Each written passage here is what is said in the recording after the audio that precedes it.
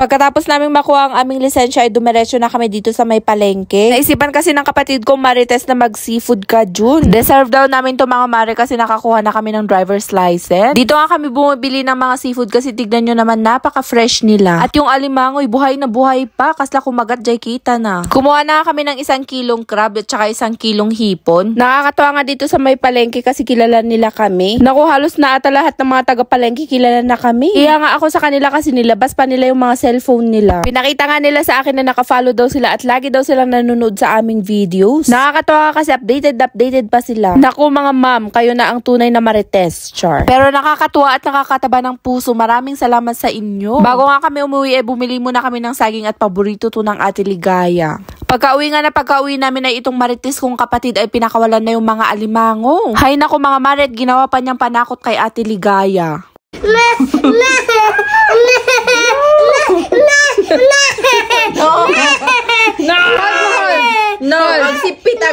O, diba, 2023 na gawain niya pa rin magpaiyak ng pamangkin. Hinugasan na nga niya itong mga seafood dahil iluluto na namin. Ayan, binash-brush pa niya gamit ang aking toothbrush, char. Hay nako, at ayan, hindi pa ka nakontento, tinatakot niya ulit kay Ate Ligaya.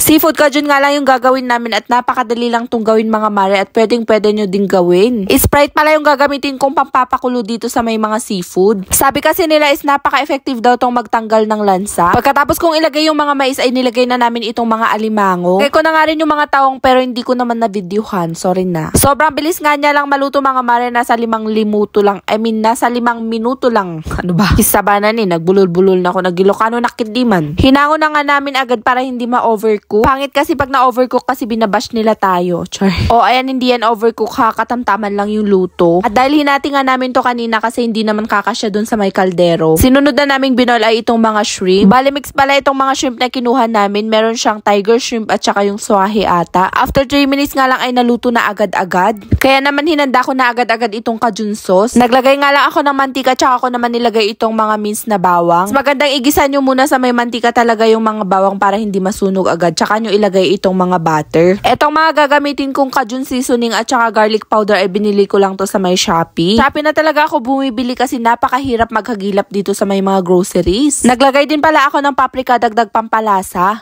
Bale, Tansya City lang pala yung mga ginamit kong measuring ko dito mga mare. Kumuha na rin pala ako ng konting sabaw dito sa ating pinagpakuluan kanina at ilalagay natin dito sa may sauce na ginagawa natin. Makakadagdag kasi siya ng sarap mga mare. At para naman medyo lumapot-lapot ay maglagay na rin pala tayo ng asukal.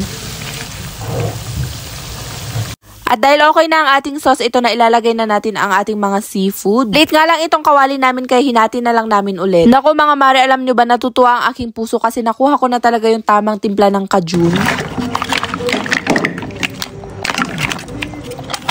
Naku, mapapa-unli-rice na naman ako ng kain dito. O, diba, ganun lang naman kasimple at kadaling gumawa ng cajun seafood. Nakakamura ka talaga pag gagawin mo to sa bahay kasi napakamahal to sa mga restaurant. Kaso nga lang mga mare, habang nag-i-edit ako, natatakam na naman ako. O, diba, at nauna na akong kumain itong aking panganay na anak.